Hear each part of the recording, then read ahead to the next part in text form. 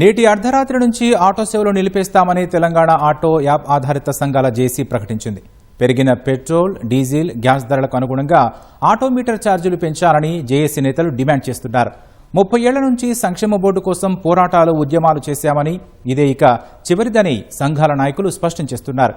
ఇంతకీ auto JAC demands ఏంటి?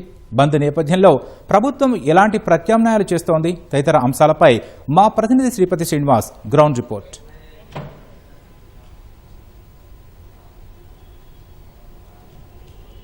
ఈరోజు అర్ధరాత్రి నుంచి ఆటో జేఏసీ నేతలంతా కూడా ఆటోల బంద్కు పిలుపునిచ్చారు. ఎందుకంటే చాలా కాలంగా కూడా తమ సమస్యల్ని పరిష్కరించాలని అటు ప్రభుత్వం చుట్టూ లేదంటే ఇటు రవాణా శాఖ కార్యాలయాల చుట్టూ తిరిగి విసిగి వేసారి తప్పనిసరి పరిస్థితుల్లోనే బంద్కు పిలుపునిచ్చినట్లు వాళ్ళు స్పష్టం చేశారు. అయినప్పటికీ కూడా రవాణా శాఖ మంత్రి పొన్నం ప్రభాకర్ వారందరికీ కూడా ఒక విజ్ఞప్తి చేశారు. మీ సమస్యలన్నింటినీ కూడా పరిష్కరించే ప్రయత్నం చేస్తున్నాం, సంక్షేమ బోర్డు ఆలోచన దిశగా కూడా ఆలోచన చేస్తున్నామని కూడా వాళ్ళకు ఒక విజ్ఞప్తి చేశారు.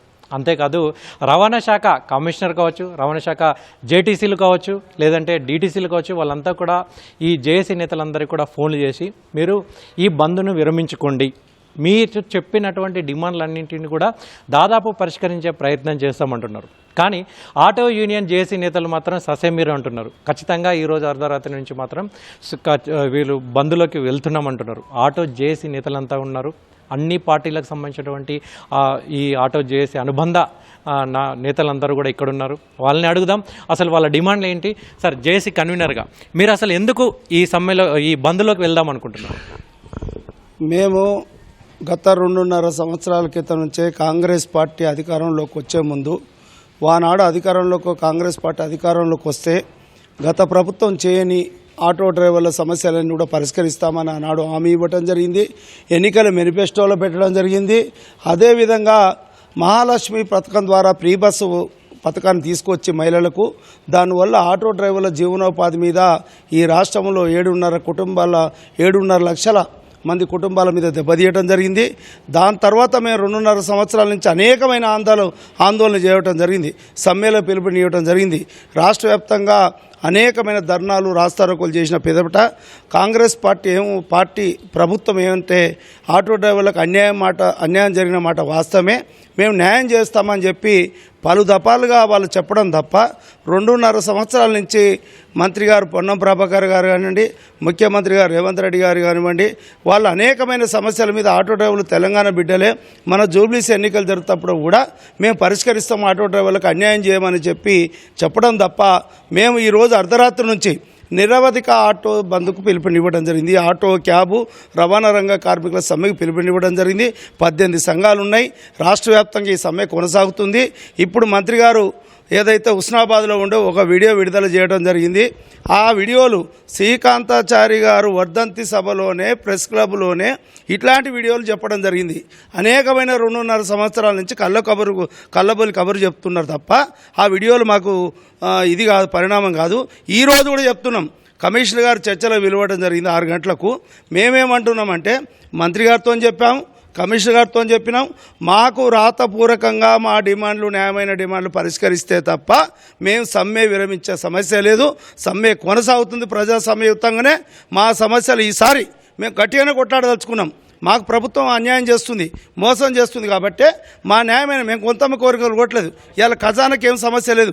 మీటర్ ఛార్జీలు పెంచమని అడుగుతున్నాం, వెల్ఫేర్ బోర్డు ఏర్పాటు చేయమని చెప్తున్నాం. 12,000 విషయంలో మేము సడలింపు ఉన్నా కానీ మిగతా విషయంలో ఎందుకు ప్రభుత్వం ముందుకు వస్తలేదో వారే తేల్చుకోవాలి. ఈరోజు కూడా చర్చల్లో కమిషనర్ గారు రాతపూర్వకంగా ఇస్తే తప్ప మేము సమ్మె నిరవధికంగా కొనసాగిస్తాం. రేపు ప్రజాసమయుతంగానే కొనసాగిస్తాం. రేపు ఒకసారి ప్రజాసమ్మె కొనసాగించిన తర్వాత ఎల్లుండి ఏదైనా ఉంటే పెద్ద ఎత్తున ఆందోళన దిశలో ప్రయాణిస్తామని చెప్పి తెలియజేస్తున్నాం. మీరు చెప్పండి, కమిషనర్ మీకు ఫోన్ చేశారు, జాయింట్ కమిషనర్ జేటీసీలు కూడా ఫోన్ చేశారు, ఇప్పుడు చర్చలకు పిలిచారు. అయినప్పటికీ కూడా మీరు ఎందుకు బంధువులకు వెళ్ళాలనుకుంటున్నారు? ప్రభుత్వము అనేకసార్లు మంత్రి గారు చెప్పారు, మేము హామీ ఇచ్చామని. హామీలతోటి మాకు నమ్మకం లేదు. ప్రధానంగా ఈ యొక్క కార్మిక శాఖ మరియు అదేవిధంగా రవాణా శాఖ ఇద్దరూ కలిసి మాకు జీవో విడుదల చేయాలి, సంక్షేమ బోర్డు జీవో, అట్లానే మీటర్ రేట్ల జీవో విడుదల చేయాలి. ఏదన్నా మాకు జీవోల ద్వారానే మేము నమ్ముతాం తప్ప మేము హామీలతోటి నమ్మలేదు, అది కూడా అయిపోయినాయి, ఆ గడువు దాటిపోయింది కాబట్టి బంద్లోకి నిర్బంధంగా కొనసాగుతా ఉన్నాం. మీరు చెప్పండి, అసలు ఎందుకు మీ ప్రధాన డిమాండ్ ఏంది? చాలా సంవత్సరాలుగా వెల్ఫేర్ బోర్డు తీసుకురావాలంటున్నారు. వెల్ఫేర్ బోర్డు తోటి మీకు వచ్చే బెనిఫిట్ ఏంది అసలు? వెల్ఫేర్ బోర్డు అంటే ఏదైతే భవన నిర్మాణ కార్మికులకు ప్రమాదశాత్తు చనిపోతే 10 లక్షల రూపాయలు, అంగవైకల్యం జరిగితే 3 లక్షల రూపాయలు, ఇట్లా అనేక రకాల బెనిఫిట్స్ ఆ వెల్ఫేర్ బోర్డులో ఉంటాయి. అదే పద్ధతిలో మాకు చేయాలని మేము డిమాండ్ చేస్తున్నాం. ఈ సందర్భంగా మీ ద్వారా మేము ప్రజానీకానికి, ఆటో కార్మికులకు ఒక కన్ఫ్యూజన్ క్రియేట్ చేస్తుంది ప్రభుత్వం.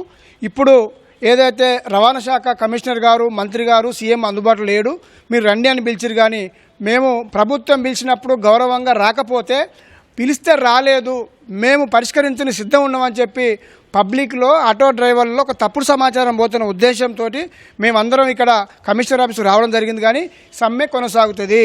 ఈ అర్ధరాత్రి నుండి రేపు సమ్మె కొనసాగుతుంది. ఒకవేళ నిజంగా మీకు శుద్ధశుద్ధి ఉండి మాకు న్యాయం చేయాలనుకుంటే ముఖ్యమంత్రి, రవాణా శాఖ మంత్రి, కార్మిక శాఖ కమిషనరు, ఇక్కడ రవాణా శాఖ కమిషనర్ సమక్షంలో జీవో తీస్తే తప్ప మేము నమ్మము. ఈ హామీలతో ఇది ఏమి కాదని చెప్పి మేము చెప్తున్నాం. మీరు చెప్పండి, మీకు ఒక పక్క రవాణా శాఖ మంత్రి హామీ ఇచ్చారు, మరొక పక్క అధికారులు కూడా హామీ ఇచ్చారు. అయినా సరే మీరు సమ్మెలోకే ఎందుకు వెళ్ళాలనుకుంటున్నారు? ఇది చాలా విచిత్రంగా ఉంది. హామీ ఏందండి? మీకు స్పష్టంగా ఇవ్వాలి, ఆటో కార్మికులకు న్యాయం చేయాలి, రవాణా కార్మిక రంగానికి న్యాయం చేయాలన్నప్పుడు స్పష్టంగా జీవో ఇవ్వండి. కానీ ఇంత గతం లోపల కూడా ఇలా మోసం చేశారనే ఇవాళ మేము స్పష్టంగా జేఏసీ నిర్ణయం తీసుకోవడం జరిగింది. రాతపూర్వకంగా సెక్రటరియట్లో మీరు స్పష్టంగా జీవో పాస్ చేస్తేనే ఈ యొక్క సమ్మె అనేటువంటి దాని విషయంలో మేము చర్చిస్తాం. లేదు అని అంటే తప్పకుండా సమ్మెకు పోవడం ఖాయం. మీరు ప్రభుత్వంతో తాడోపేడో తేల్చుకోవడానికి మేము నిర్ణయం తీసుకున్నాం. ఇది మొత్తానికి జేఏసీ నేతలంతా కూడా 18 యూనియన్లకు సంబంధించినటువంటి ముఖ్య నేతలంతా కూడా, జేఏసీ నేతలంతా కూడా ఇక్కడికి వచ్చారు. వాళ్ళంతా కూడా రాతపూర్వకంగా హామీ ఇస్తే తప్ప మేము ఈరోజు అర్ధరాత్రి నుంచి ఖచ్చితంగా బంద్లోకి వెళ్తాం. రేపు ఉదయం నుంచి కూడా పాఠశాలలోకి వెళ్ళే, కళాశాలలోకి వెళ్ళే ఆటోలు కూడా ఎక్కడ కూడా తిరగవు అని వాళ్ళు స్పష్టం చేస్తున్నారు. మరి ఇప్పుడు మరికొద్దిసేపట్లోనే కమిషనర్తో కావచ్చు, జేటీసీలతో కావచ్చు జరిగేటువంటి సమావేశంలో మరి ఎటువంటి నిర్ణయం తీసుకుంటున్నారు అనేది ఆసక్తికరంగా ఉంది. ఇక్కడ తాజా పరిస్థితులు. Vote you.